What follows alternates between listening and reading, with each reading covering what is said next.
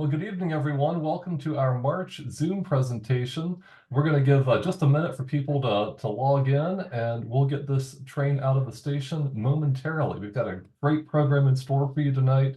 We really appreciate you tuning in. Feel free to let us know where you're tuning in from and give us a weather report or any other news using that chat feature of Zoom at the bottom. And if you have questions for our panelists, you can use the Q&A feature for those. We like to have those questions all in the Q&A feature so that we can find them and make sure that they get asked at the end of the presentation. But in the meantime, feel free to let us know where you're tuning in from. And it's a really lovely late winter, early spring day here in Wisconsin. We had some clouds this morning, but sun this afternoon, and has me thinking spring.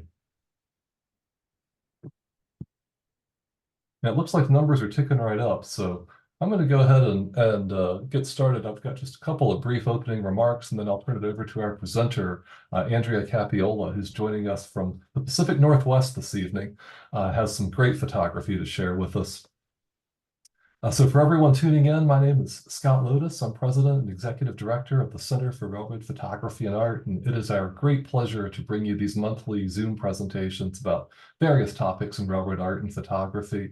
The center is a member-supported organization. Our members empower literally everything we do. About 70% of our annual funding comes directly from gifts and memberships from you, our community. And for everyone who's a member, we thank you so very much. If you're not one yet, it's easy to become one. You can join on our website at railphoto-art.org.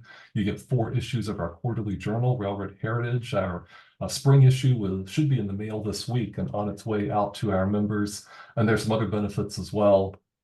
Our annual awards program, the deadline for that is going to be coming up in May. And we'll have some great prizes and publication opportunities for the winners from that. And then we have our annual conference in June, almost sold out at this point. So if you don't have tickets for that and want to come, let us know. We're not quite to a waiting list yet, but we have just a few spots left, and we're only doing those by phone or email. We've taken down our online registration since we're so close to full at this point. We'll have another Zoom program in April. That's going to be on Tuesday, April 16th. It's actually going to feature our board chair, Bon French, and he's going to share some fantastic railroad photography from Illinois, from the early color work of a good friend of his, a man named Dick Newmiller, who did some fantastic early color photography of Central Illinois railroads starting in the 1960s. You won't want to miss that one. Put that on your calendar. We'll have registration information out for that not too long after this program tonight. But without further ado, I want to go ahead and turn it over to our presenter, Andrea Capiola. Well, I should have just a slight bit of further ado because I'm going to introduce her before putting her up on the screen tonight.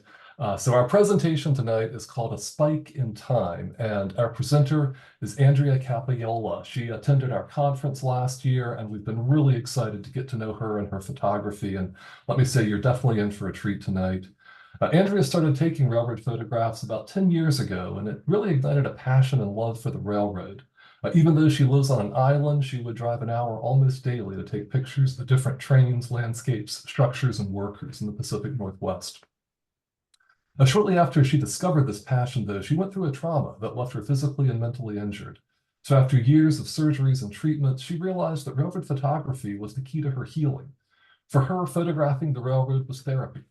She loves the sounds and the scenery, and taking pictures of trains and imagining the history of the different locations takes her away from her pain. She started posting her pictures on social media, and she received tremendous praise and motivation to do something more with her photography. Coming from an academic background and having earned 3 different master's degrees in forensic anthropology, forensic toxicology, and teaching, she knew that she wanted to share her photography with the world as both an artist and a teacher. Thus was born her project, A Spike in Time, a 10-year examination of today's railroads in Washington State, and the evolution of railroad practices and equipment spanning the last 150 years. So everyone out there, won't you please join me in giving a very warm virtual welcome to our presenter tonight, Andrea Capiola. Gosh, thanks so much, Scott. I appreciate that. It's all yours. I'm going to go ahead and disappear, but I'll be here if you need me. Okay. So thank you so much, Scott. Thanks to the center for asking me to do this. I'm honored, and I'm excited to share with you some of the things that I've been doing over the last 10 years. like Scott said, I had just been introduced to rail photography, and I had this injury, and it kind of messed up my spine and left me with a whole bunch of PTSD. And so I just love to go take pictures. I found it was really helpful mentally. It was helpful, somewhat physically. A lot of times, and I was looking over my pictures early on, a lot of my photographs were taken as I was going to the doctors back and forth, because I do all my errands around the railroad tracks. So it was kind of funny seeing some of those. But this right here is the introductory picture. This is the Swinomish Swing Bridge, which I'll talk about a little bit later. This is in Anacortes, Washington. It's sunrise, and I'm waiting for everybody to wake up. Let's see. So I'm starting out with some of my favorite places. Most of my favorite places in Washington I discovered completely by accident. This is Gaynor, and it's absolutely my favorite place in Washington. And it's a really sort of treacherous road to get down. It's like a fire service road that you have to go down quite a ways before you get down to the track. And I was just sort of buzzing along Highway 20, just looking for ways that I can get down, because I knew the track was there. And I discovered Gaynor. And it's an old it's a place where a lot of like other rail fans would come and camp and take pictures. And I've run into people here and there. Mostly I'm there by myself. And I go pretty much every May and November for 4 or 5 days. It's kind of my refresh. BNSF has, since the last couple of years, cut it off because of the COVID, and then people were shooting guns, and it was becoming a very problematic out there. So they have blocked it off, although you can still get in there. So, and I'm meaning to go back. But this is the tunnel that leads into Gaynor, and this is like, has everything that I like in one place. A great place to camp. It's got a tunnel. It's got a really tall bridge with water running underneath. To the right is where you would see the train that came out of the tunnel. It's got history to it. This is actually where the old electric Milwaukee Road used to drive. It was electrified, and it went around. It didn't go through the tunnel at the time, so it sort of scaled the side of the mountain, and this is the road to it. And you can even see some of the old electrical stuff hanging out of the walls and everything that the trains were hooked on. And then it's got great views. So this is a little campfire that we have over here. And trains, it's mostly intermodals, empty coal trains, and some tankers run through there. And you probably get about 6 or 8 trains a day on a good day. More sometimes, depending on they have to go through the tunnel to get back and forth to these places. So the other plus was, and this is why I really love this place, was so I would wake up in the morning, and I would, because I'm an archaeologist, so I'm sort of trained to see things that aren't in the right place. And I just kept seeing these shiny things on the ground and weird stuff. So I would get up and I'd go look, and it turns out that, like, the guys in the cabs were throwing out they get these lunch packs that have like a whistle in it and a napkin and a wipe and some other stuff in there. And then the Amtrak, I caught this guy one day throwing snacks out. So you would just get snacks randomly. And so it was always like an Easter egg hunt when you got up in the morning. I loved it. Another place that I found that I really love is this is the Joso Bridge. It runs over the Snake River. It's in Eastern Washington. And this is a UP line, and a lot of Canadian Pacific run back and forth on it. So it's in the sort of just past the Palouse, or in the Palouse. I'm not real familiar with that part yet. But it's just like rolling hills of nothing for miles and miles and miles and miles. And then you just come around a corner, and all of a sudden you see this huge bridge, and you're like, wow. So this bridge is about almost 4,000 feet long. It's got about 55 spans from one end to the other. It's really hard I had to kind of cut off some of my photos for this. But this is from the top of it, and the train coming towards you, so you can kind of see the drop down. There's also like a track that runs underneath at the other end. I don't think they use that track anymore. I'm still doing a lot of research on this part of the world. Pretty much the southwest and east portions of Washington are still a lot that I have to go through history-wise. And I'll talk about that in a little bit later. So this is, and I wanted to sort of look at some of my early pictures because I was really colorful. So this is an old Santa Fe sort of painted BNSF unit at, this is Stanwood Station in Snohomish County. It's just before Mount Vernon. And the Amtrak runs here. And the nice thing about the Amtrak's here is, so this station and north in Mount Vernon, the Amtrak's run into each other every morning and every night. So they hold up all the traffic because everybody's got to stop so the Amtrak's can get by. So it's great. They run about 9 o'clock in the morning and 9 o'clock at night. So you never get anything in the winter, but in the summer, all through the summer, because it doesn't get dark till 10:30 or 11, you can catch these Amtrak's. And if you catch, where they're going to run into each other, then you can get all the traffic after they pass by, which is so great.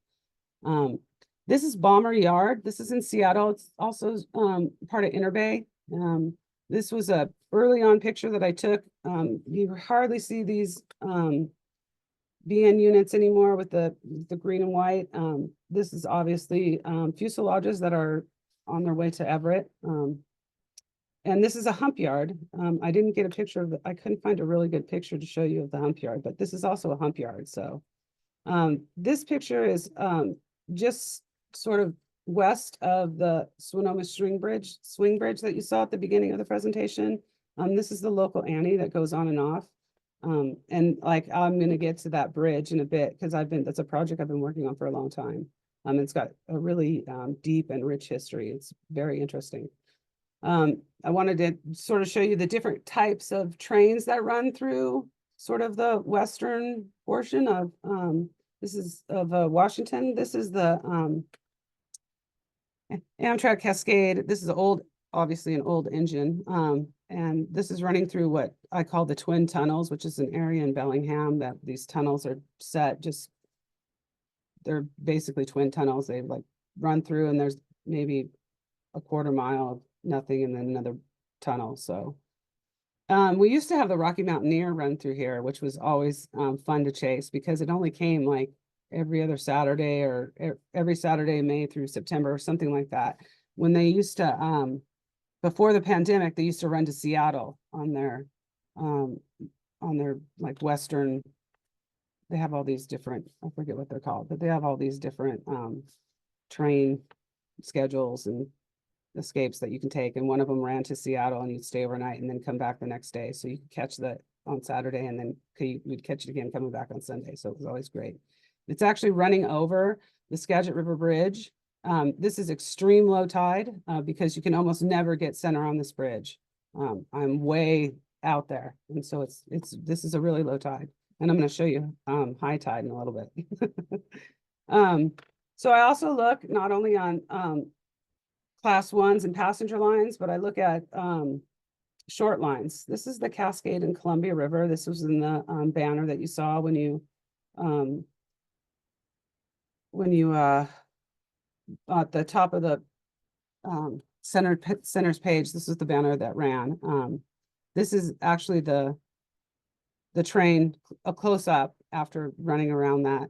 These are older engines. They don't have these engines anymore. The EPA came down on them. It's owned by Genesee and Wyoming. And so these two engines were violating EPA regulations. And so they forced them to get rid of them. And now they have two new engines that I'm excited to go take pictures of. This is a short line that runs from Wenatchee to, where does it run to?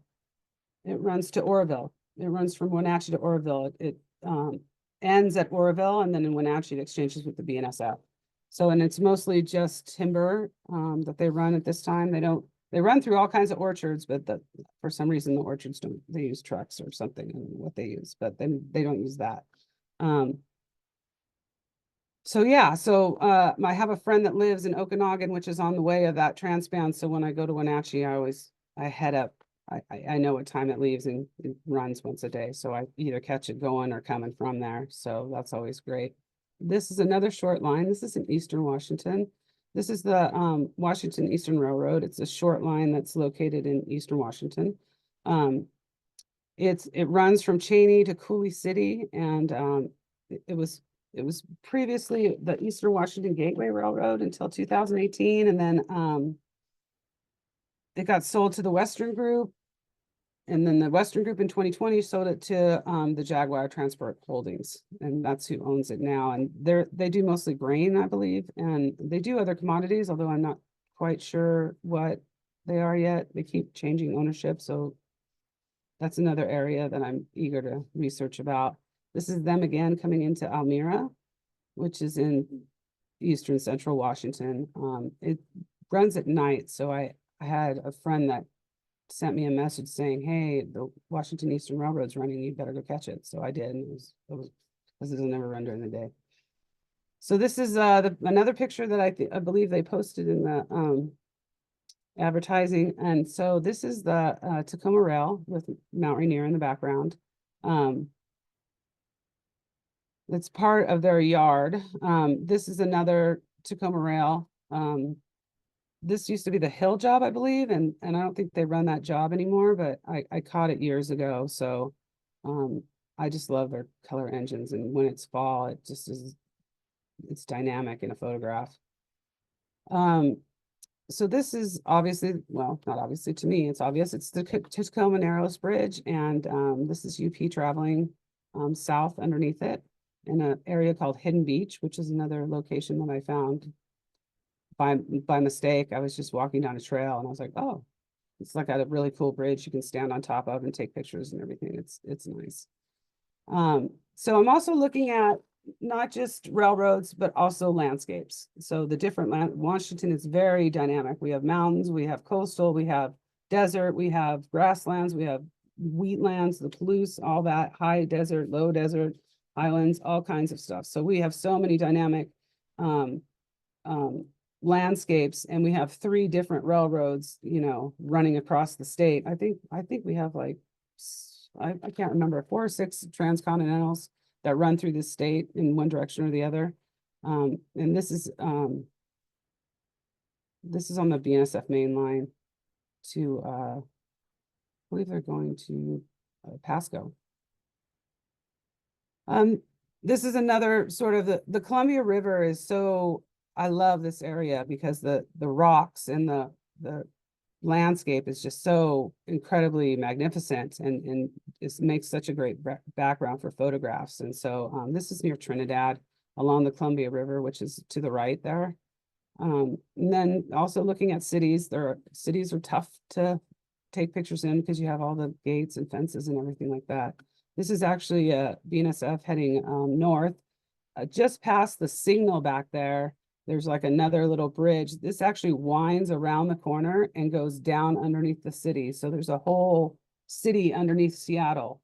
And so this runs through underneath that. And there's actually like a tour you can take where you can actually walk in to all the old buildings and stuff where they used to have businesses set up underground. It's fascinating. This is Spokane. This is the Friendship Bridge. This was a collaboration between the city of Spokane and BNSF. It was built a few years back. It's kind of a cool bridge to use as a background for a picture, so I like it. So the other thing I look at are changes in landscape. And this is just a sort of simple representation of before. This is a bridge tender shack that used to be there. That bridge used to turn. It was also a swing bridge at one time. I believe it still turns, but you would have to do it from the center of the bridge. But they don't turn it anymore at all. It's a straight railroad bridge now. And then the bottom picture shows you they just took the shack out. So I look for little things like that along the way. Just some of them it's historical, some of it's just good to know. I just like to see. I came into this in 2014, and BNSF just happened to be doing a lot of infrastructure work. So a lot of double, triple tracking, a lot of taking the old wooden bridges out and putting in cement, all that kind of stuff. So I just came upon this right at the time when all this was happening. So I've been running along all these projects, which has been really exciting. I also look at changes in season. So this is obviously the same location in winter and then in summer. So I look at what locations, how they look over, during different seasons, which is also, fascinating to me anyway. So a third thing I look at is climate change. And so the fires in Washington have been really bad over the last year wasn't too bad, but the last probably 3 years prior, it was horrible. So this upper picture is the Wenatchee rail yard with the smoke, it's just so oppressive. And then this is below is a picture of the Wenatchee rail yard. And actually, when I took this picture, a fire was just starting in Chelan, which is sort of like north, sort of north, I don't know, northwest of Wenatchee.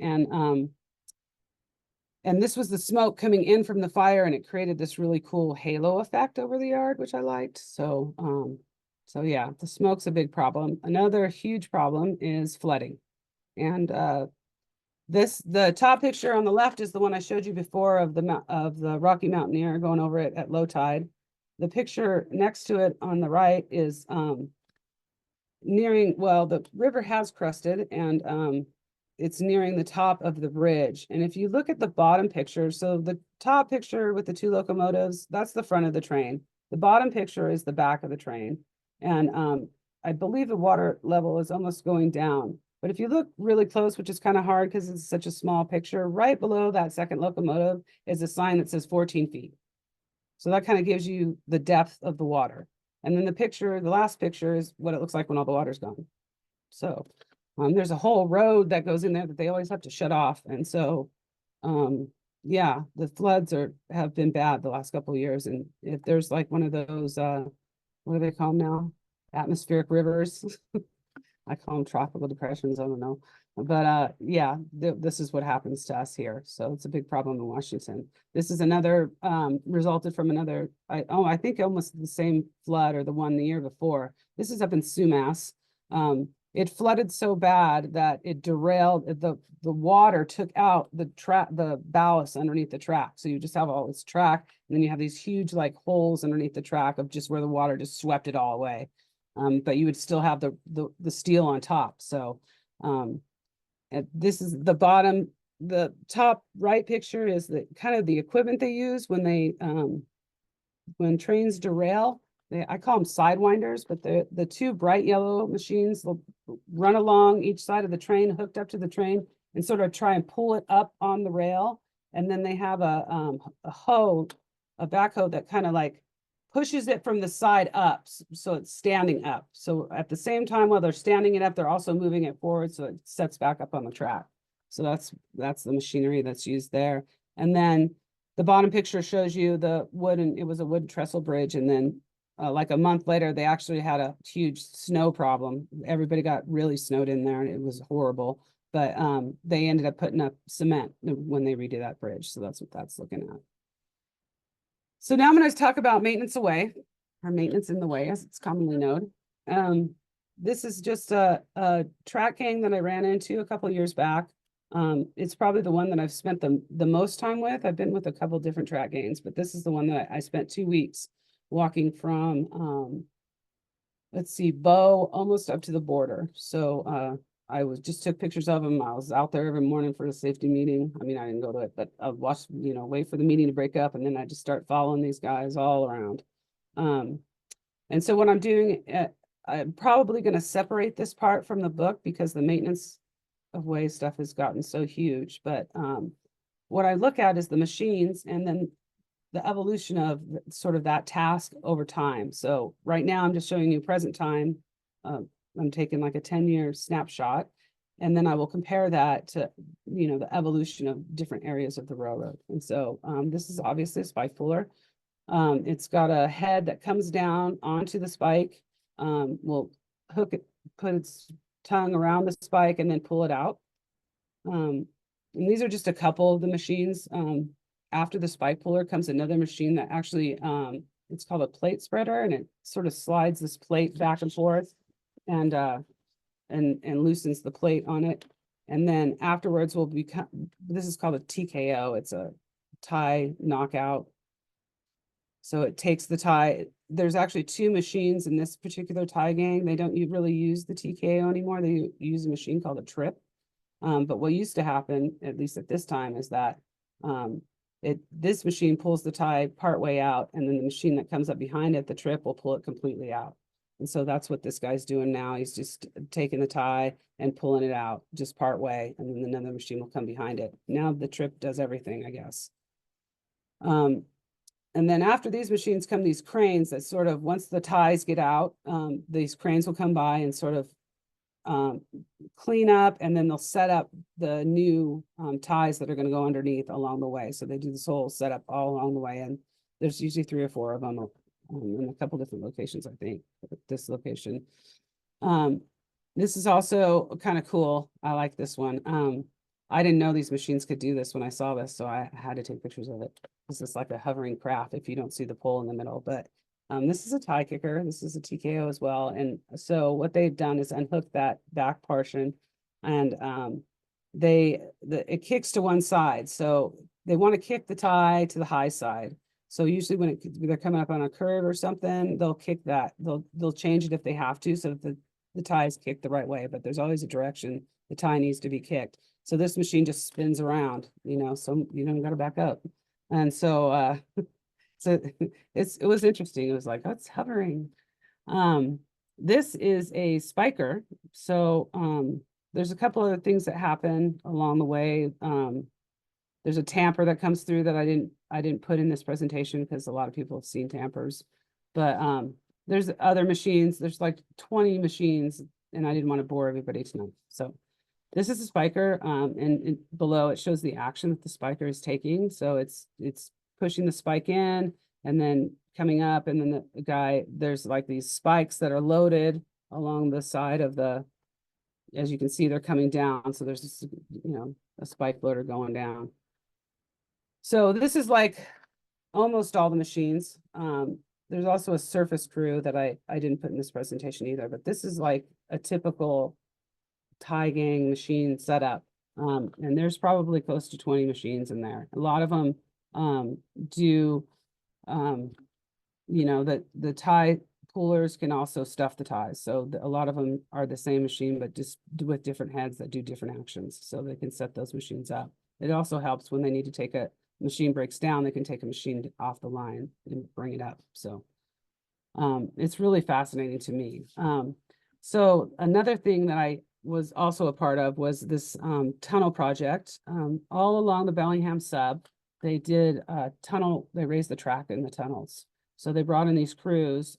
This is a look before the tunnel. This is kind of the equipment they use when they're putting the ballast in and raising the track. And then along with that, they also have to cut in the top of, like, they're basically power washing a portion of the top of the tunnel. This is another tunnel on this same line down the way. It was the best picture I had that would show you the action that's being done. So, and you can see he's just power washing, and they're trying to break the sides to accommodate the track being raised. So the train's going to be raised. So they want to make sure that there's room for the train when it comes through.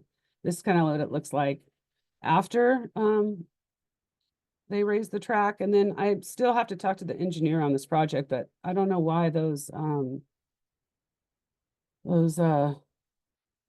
screws are on the side there. They capped them later. I think you can probably see in here, they put these caps on them later. So I'm not quite sure what they are for. And then they have the the boards up there. Those come down later too. That they're not up there anymore, but they were up there for this project. So the next project, this is again the Swinomish Swing Bridge. I had a really good friend that just retired from there, and I hung out with him. He was a bridge tender, and I hung out with him for probably 6 years, a lot. And so bridge tenders have nothing to do. They're the best people if you want railroad information. Go to a bridge tender, because usually they're the guys that are at the end of their journey with the railroad, and so they're taking their seat. And this bridge, originally it had, so this bridge runs over the Swinomish Reservation. So it's on tribal land. And there's been a lawsuit for almost 30 years on this, almost 40 years, about the crossing when GN owned it originally. And so they had set up a deal back in the 70s that they would only run one 25 tanker train on and one 25 tanker train off a day, and that's it. Well, the BNSF kind of ignored them, and they started running all that bacon oil or Bakken oil, however you pronounce it, from the Dakotas on these mile-long trains, about 5 or 6 of them a day. It was great for photographers. It was horrible for the tribe. And they actually just won the lawsuit, which is why now they're down to 1 train a day, 1 train on, 1 train off. So I don't know if you noticed before, but that this front part of the bridge where this pile driver is at, it's holding a piling actually.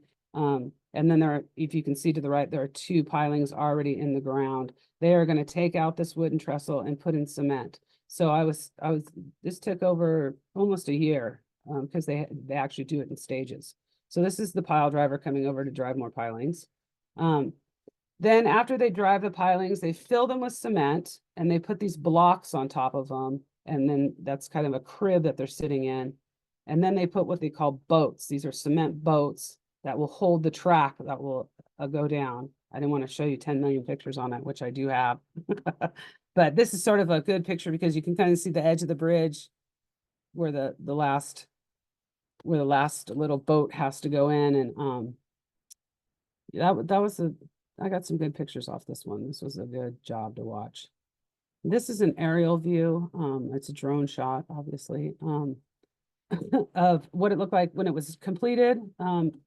They also changed the bridge, had a wood,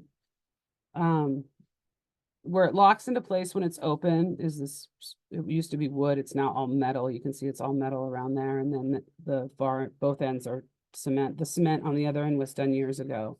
So also what I do is research a lot. And these are all courtesy of the Anacortes Museum. These are old articles from the newspaper. And this is when they were actually bringing the bridge in. They were tugging it in. And I think this is 1953 or 56, something like that. Anyway, the bridge originally had been there since 1899. It was built by GN. And then in the 50s, they changed it over to this bridge with the tower on it. And you can see in the picture on the left that they're pulling out the other bridge so that they can bring in this bridge. And then this is a picture from the 70s of the bridge. The interesting thing here is that, so in this picture, this is the drawbridge. So you used to not be able to just, we have it's called the Rainbow Bridge. It's like this big giant cement bridge that cars take now. But back in the 70s and 80s, they had to take the drawbridge. And if you look just behind the drawbridge on the right, you can almost kind of see the swing bridge.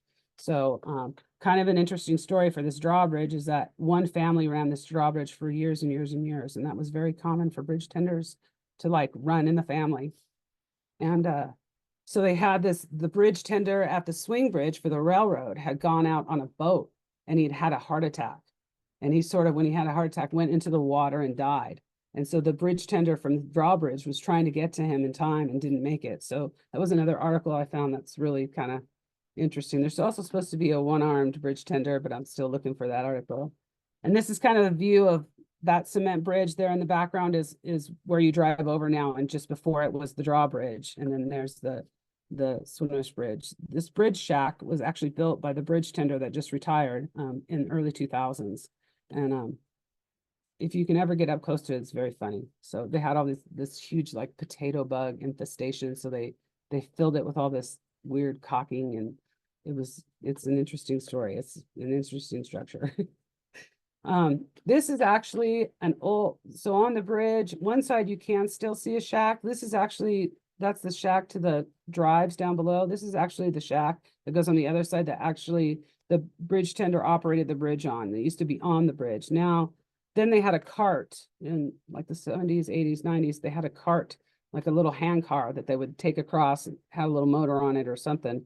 And then my friend, the bridge tender, dumped it in the water on accident one time. And so now they walk across. So he was a bridge tender there in the early 2000s and then was a bridge inspector for 15 years and then came back to the bridge before he retired. This is also some bridge work that they did. I forgot to put in the photograph of the cement afterwards, but this is just down the ways from that swing bridge. And again, the pile driving was insane on this one. I was so bummed because I didn't have my tripod with me, and I kept trying to get I wanted to videotape it because they were piling in tandem.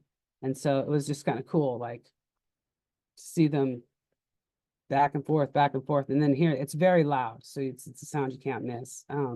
But yeah, and they did that for a couple days. So I got some pictures of it. That's all cement now. Another structure that I like is the Cascade Tunnel. This is this is the east portal. It's a door that closes, and then fans come in and blow the exhaust out. So the door opens, the fans are running, and the door is opening now because there's a train that's going to come through, and that's this train on the end that's coming through. On the other end, you have all the exhaust that comes out. So this is the west portal. It's winter, so I got a fabulous shot of all the smoke, which is great. And then down below, another shot of the tunnel without all the smoke. But when they come out, they'll shut the door on the other side and try and blow all the smoke out, and then the next train will come in. This is Money Creek. This is actually going over the Skycomish River, but it's a place called Money Creek, and I love bridges, so bridges are my favorite. So I have a lot of bridge pictures. This is Yardley Yard in Spokane.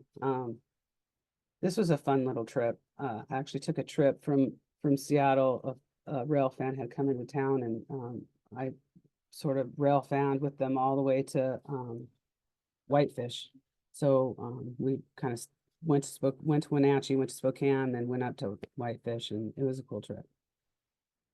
So another thing I like to look at, I got a view of an intermodal facility on BNSF had done an article on me a few years back, and they sent up this film crew to take my picture.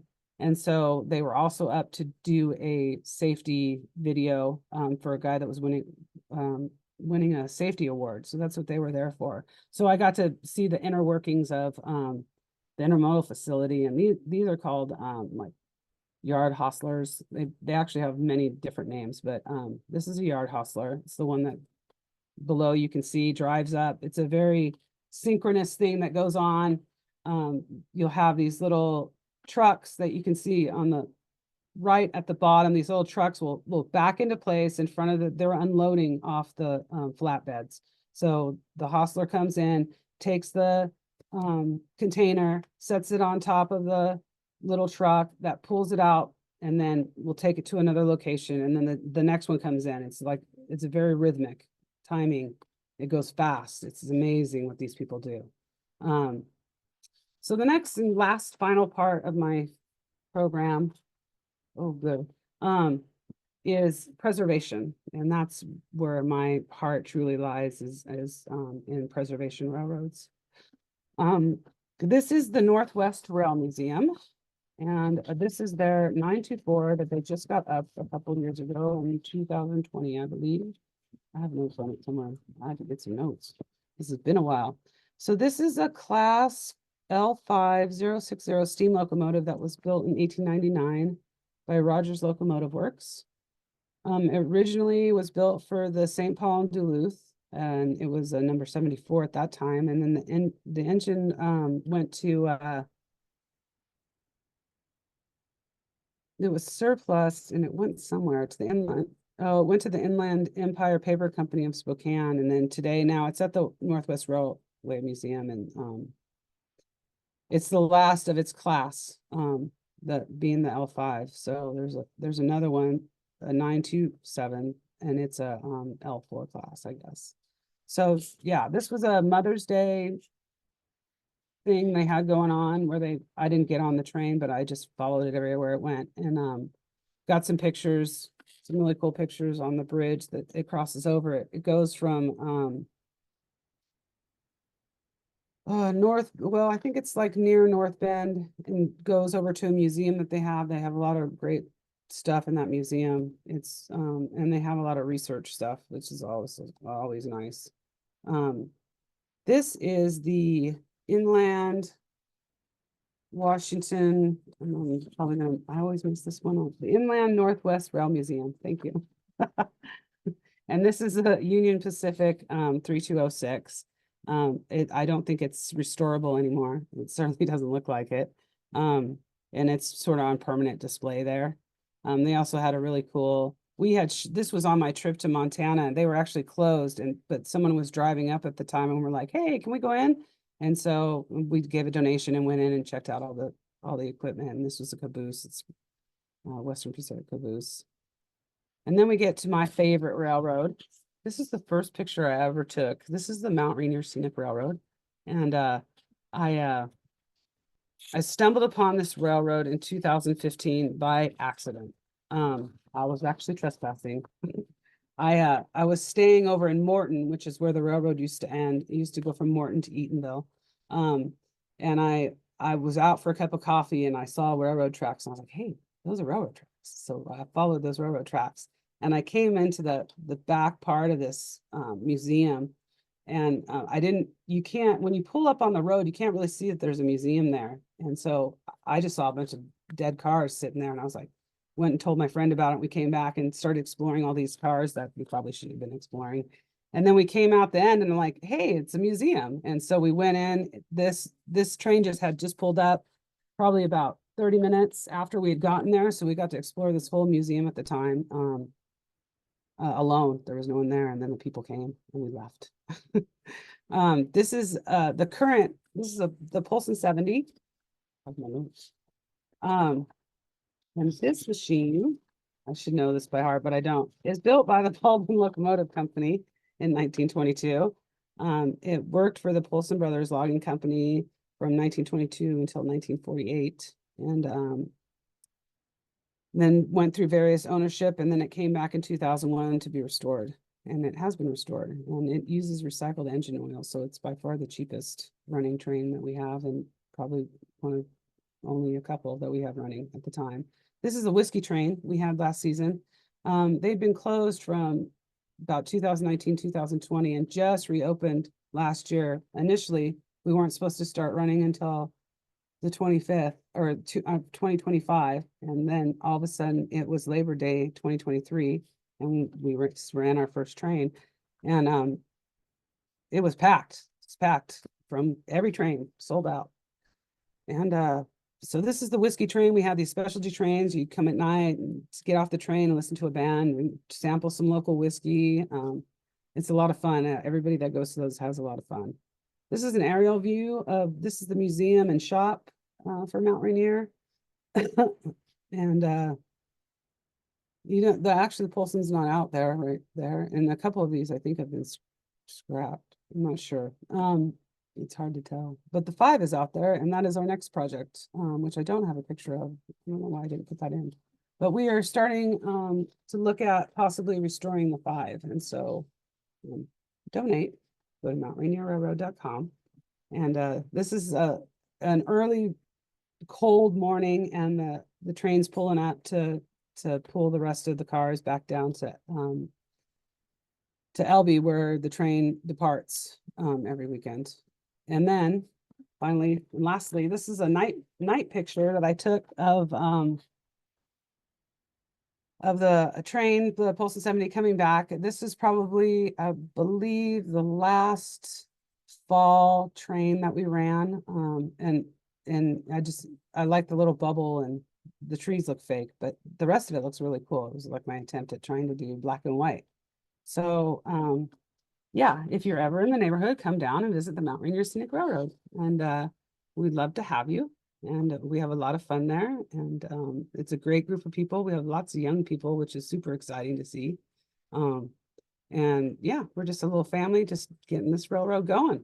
And we buy your tickets soon because we sell out fast for some reason. So it's this railroad is very a lot of people have a lot of ties to this railroad, and it's very meaningful to them. And so they come out with their kids, and it's a fun experience. And that's all I have. So I guess now is the time for questions. Take it away, Scott. Andrea, thank you so much for a fantastic presentation and just a great look at railroading in the Pacific Northwest, a place near and dear to my heart. I actually got to ride behind Mount Rainier #5 back when I was 12 years old, a long, long time ago. Ooh, So it'd be exciting to see that running again. Um, and exciting to boy, see pictures. yeah, no, yes. Well, I wasn't much of a photographer back then, but yeah, it's great to see them back in operation. And yeah, you guys are doing some tremendously good work there. And I really enjoyed your photographs of the track gangs too. It's just so much fun to see that equipment up close and your sequences of images showing how everything worked. It's just really well done. So thank you. Thank you so much for sharing this Thank with you. us. Thank you. I wish I could have shown you more. I just didn't want to bore people to death. Oh yeah, well as at least one attendee said, there's no risk of that here. We're all trade nerds on these I'm totally presentations. interested in it, so it's probably going to become a separate book. So Well, good. We'll look forward to that. Would you mind unsharing your screen? That way we can just have a little bit more of us, if people don't mind, yeah, let me our see. Q&A Yeah, here. And we do have a couple of questions coming yeah, in. Perfect. yeah, we do. Go ahead, Al, if you want to start with any questions. Oh, well, first of all, I was going to say that really flew by, Andrea. You know how I to leave the know. audience wanting more. I wish I would have put in more. Oh, no, I We'll was that's have afraid okay. I was going to go over, but I talk fast, so. That's Yeah, okay. I understand. I I was just curious over the last 10 years or so, have you been surprised by railroad subjects that have caught your attention? Maybe something that you didn't expect to love that became one of your favorite places or railroads? Um, I'm really into bridges. That's my thing. That's like some of my I was trying to find the picture of Stampede Pass when they used to run both directions. They only run east now, I think. Um, but I have a picture over one of the bridges over the Green River that's just fantastic. And that was a place I another one where I just came around the corner and all of a sudden there was this massive bridge and it was like, my favorite places are always the ones that I find out of nowhere, unexpected. Mhm. We had a few different people asking about what kind of cameras and lenses you're using. Oh, I should have mentioned that. So Well, that's all right. We'll do it now. I started out using a Nikon 3300 and then probably a year later got a Nikon 7200. And I pretty much stuck with those cameras the whole time because just for consistency of pictures. I didn't want even though it has kind of anyway, because my Photoshop skills have gotten better. And then I just recently bought a full format D850. So I'm a Great. Nikon girl. I used it back in research days and I used it when I was an investigator. So that's my camera. What about your lenses? So what do I have? So I have a eight, what is it? An 18-300 zoom. And then I have a I think 18-54. I can't remember the lenses off the top of my hand. But I Yeah. just got a 600mm Tamron that I'm really excited about. Oh, very exciting. I like shooting long. I like the zoom. Yeah. Those are my favorites. So Sweet. I take a good long shot. Well, keeping it in the vein of photography, another participant asks who some of your photography inspirations are or have been over the years. You know, it's the railroad workers. Hmm. It really isn't photography people. It's really the railroad that is Yeah. my inspiration. And so I have met BNSF has been incredibly accommodating to me and allows me escorts in places that I normally would not be able to get to. And um, I've had great yard masters. I've met a ton of foremen that are just fabulous that have been really nice and helped me out with information. And I know I didn't have any background in railroad when I started. So everything I'm learning from scratch. But I like to learn it from the people that are on the ground. So they're my inspiration. It's fantastic. You certainly found some good mentors out there in the railroad world. Yeah, I hadn't been into railroad photography until 10 years ago. So I'm just learning what all the different railroad photographers out there. So Well, I noticed that there's quite a couple of people at least that are asking about that book you teased. They're oh, wondering now. See, now you're going to get the question. What's the put the book pressure about? on. So I And finished. And when do you So get the when is it coming out questions? You'll get yeah, so that's a good question. I ask it to myself daily. So really the first part of this, it sort of goes in phases. So I'm looking at a 10-year snapshot of the 5 years before and the 5 years after the 150 year mark, Washington. And then kind of looking at today's railways and then juxtaposing that against, you know, the evolution of tools, the evolution of machines, the evolution of the railroad and you know, when it was built up and we had track everywhere to, you know, now we're down to so many track lines and short lines and stuff like that. So that's the book. The next part of it will be the writing. I've been doing research along the way. I really have to take some serious research trips, which is what I'm gonna do next. I'm gonna spend some time down in the gorge and over in Spokane area and definitely down in Vancouver. So Well, great parts of the world. yeah. I know we had a question about where is the intermodal yard with the film crew? Did you already say that, Andrea? But in yes, case that someone was the missed that. Tukwila intermodal facility. Oh, In Tukwila. We were also down at Stacy Yard for a while. The funny thing about that is, so they sent this film crew, they were doing this article about women foamers, basically. So they sent film crews out to 3 different women and did this article and put it on their Rail Talk. Well, this crew was told not to take pictures of me on railroad property because we're foamers and we're not supposed to be on railroad property. But all they took was pictures of me on railroad property.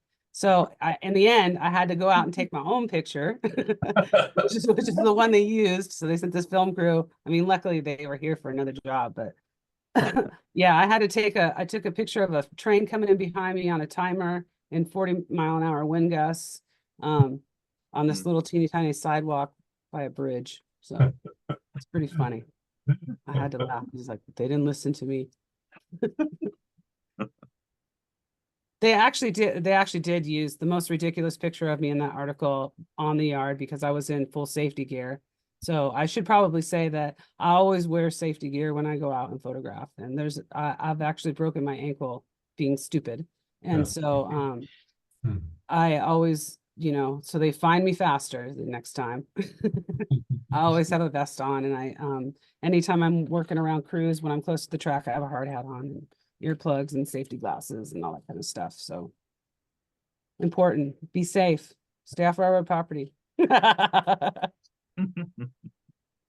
And one of our viewers mentions, in case you're not aware, our friends at the Pacific Northwest Railroad Archive in Burlington, Washington, have a really great collection of historic photographs if you're looking for more research material for bridges or anything else. I visited there a few years ago, and they have some great work going on up there. If you're Yeah, we were actually writing a grant recently, and I was like, "Do you have any pictures of this?" I was like, "There's old pictures, so we could throw them in this grant." So yes, they are a great resource. I love that place. Yeah, they sure are. I actually haven't visited yet, so I'm looking forward to that.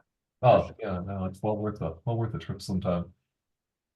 Well, where are you heading next for photography? So I will be at Winter Rail next weekend. Is that next weekend? Time is flying. March not this 16th. next weekend, but March the 16th, following yeah. weekend. Yeah. Yeah, Next- March yeah. 16th. So I'm And- going down there, and then I have right. never been on the Oregon Scenic Railroad, so I'm going to go over there after that, and then I'm going to actually meet up with another tie crew, but for UP. So I cool. kind of wanted to look at the comparison, even though UP doesn't run a lot in this state. I still wanted to get a hold of a tie gang and work with them for a little bit. So that's kind of exciting. Oh, that's fantastic. Well, we will look forward to seeing you at Winter Rail, and anyone else out there who's listening in or viewing tonight. Elrond and I will both be at Winter Rail. We'll even have a table this year, so come say hi if you're there during the day on Saturday. And looking forward to all the shows and presentations there. All right, thank you. Well, Andrea, thanks again so much for joining us. This presentation has been recorded. We'll be posting it to our YouTube channel and sending out a link about that probably in a week or so. And again, we'll have another Zoom presentation coming up on Tuesday, April 14th. That's going to be Bon French showing Dick Newmiller's photography. I'm sorry, it's April 16th. Sorry, I'm getting getting my days confused. Tuesday, April 16th, Bon French sharing Dick Newmiller's early color photography from Illinois. And then we'll have May 14th. That'll be a members only presentation inside the Henry Posner third collection with our processing archivist, Gil Taylor, and Henry himself will also be joining us for that one. So there will be no presentation in June since we'll have our conference. We hope to see many of you there as well. And we'll be back with Zoom programming in July for the summer months. But 2 more coming up. We'll have information about the one in April on our website soon. Andrea, thanks again so much for sharing your work with us. Keep up the great work. Let us know when that book is available. We definitely want to be on the list for that. And Thank you. For we'll sure. see you and hopefully some other folks in Corvallis here in for Winter Rail in about a week and a half. Yep. See you there. All right, looking forward to it. All right. Bye-bye. All right, thanks Thanks. everybody. Good night. Good night.